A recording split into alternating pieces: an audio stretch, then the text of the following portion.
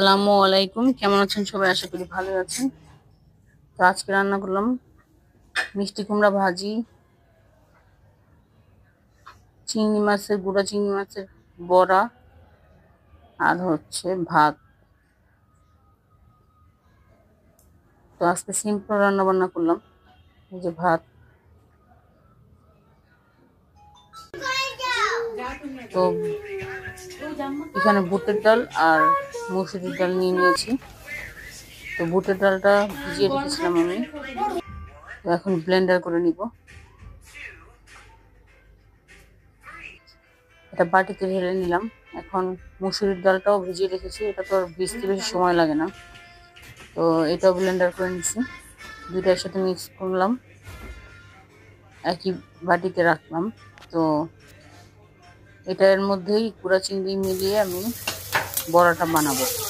আর এখন মিষ্টি কুমড়া ভাজিটা বসাবো। পেঁয়াজ দিলাম, তেল দিলাম, পেঁয়াজটা ভাজবো।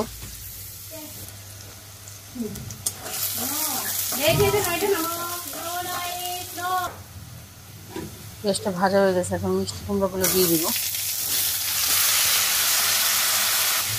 লবণ দিব,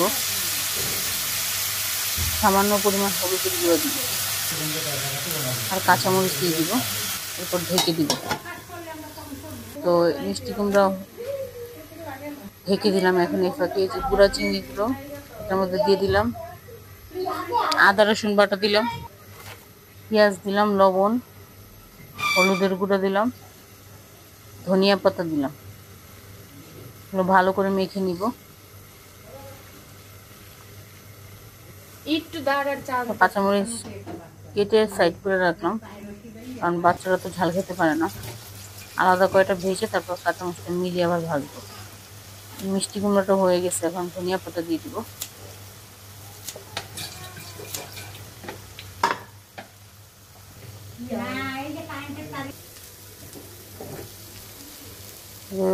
মিষ্টি কুমড়াটা পাকা, তাই একটু গলে গেছে।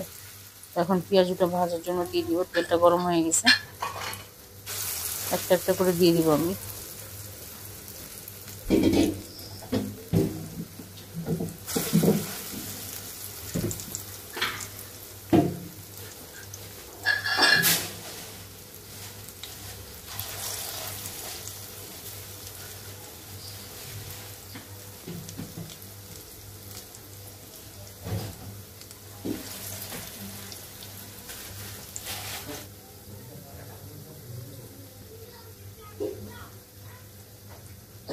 এটা একদম মিডিয়াম আঁচে ভাজতে হবে, যাতে ভিতরে সবকিছু ঠিকভাবে হয়।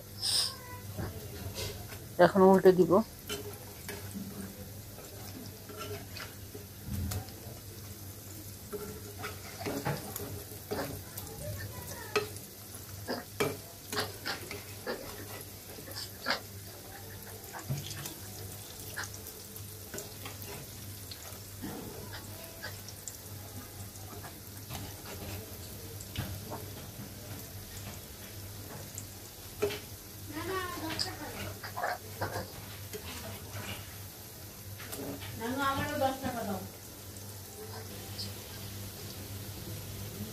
উল্টে দিলাম,